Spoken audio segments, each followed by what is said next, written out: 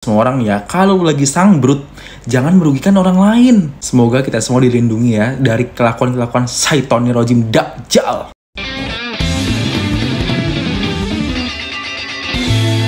Seorang dokter muda peserta program pendidikan dokter spesialis Unpad diduga memperkosa seorang perempuan pendamping pasien di Rumah Sakit Hasan Sadikin, Bandung. Kejadian ini terjadi pada malam hari di lantai 7 gedung MCHC. Ruang yang seharusnya aman justru menjadi lokasi mimpi buruk. Korban saat itu sedang menunggu ayahnya di ruang ICU dan menerima tawaran bantuan pelaku untuk memeriksa kecocokan darah.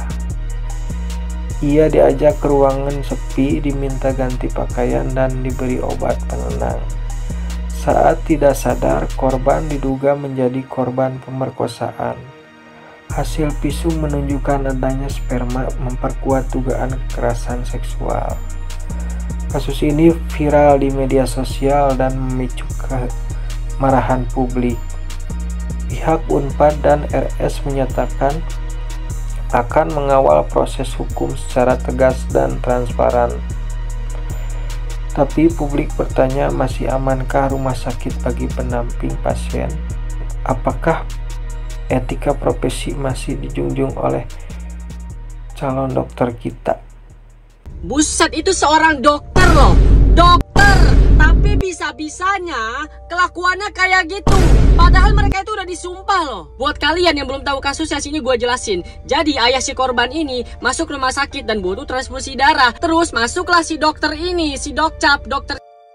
Dia pura-pura mau memeriksa darah si korban dengan berbagai macam alibinya lah. Mau nggak mau korbannya ini nurut dong, soalnya udah dokter nih yang berbicara. Bukannya dicek darah, korbannya malah dikasih obat bius, bos.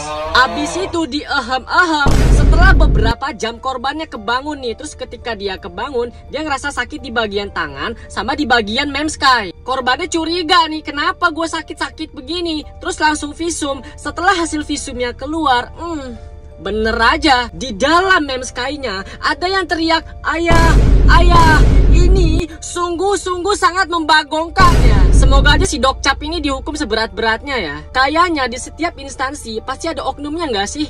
Lantas siapa lagi harus gue percaya, bos? Ini orang-orang pinter pada kenapa sih? Kemarin guru besar UGM, sekarang dokter residen Unpad. Ini Syaitonir Rojim banget sih. Jadi si korbannya ini lagi nungguin ayahnya yang kritis. Dan dia, si korbannya ini dibius sama nih dokter dan diperkaos. Padahal ya menurut gua nih dokter ini cakep iya. Tajir iya kelihatan. Kenapa nggak nyewa ani-ani? Kenapa nggak nyewa gundik? Banyak itu di TikTok gundik. Atau kucing-kucing juga banyak tuh di TikTok yang rela sama war-werewolf juga dia rela dibayar. Nah itu, kenapa nggak mau sama mereka aja? Nih ya pesan buat semua orang ya, kalau lagi sangbrut, jangan merugikan orang lain. Semoga kita semua dilindungi ya dari kelakuan-kelakuan Syaitonir Rojim Dajjal. Aku kira orang yang pendidikannya tinggi, sekolahnya lama, terus dokter pula, itu bisa punya pikiran yang logis gitu. Dia bisa mikirin sebab akibat dari apa yang mau dia lakukan. Tapi ini dia malah pakai privilege profesi dia, keilmuan dia buat pendamping pasiennya. Ini mirip sama kasus di tahun 2023 yang dokternya itu cuma divonis 5 bulan.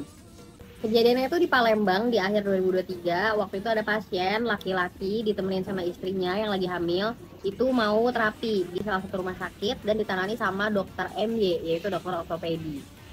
Waktu itu katanya setelah menyuntik suaminya, dokter itu juga menyuntik istrinya. Dan ketika istrinya nggak sadarkan diri itu, dilakukanlah.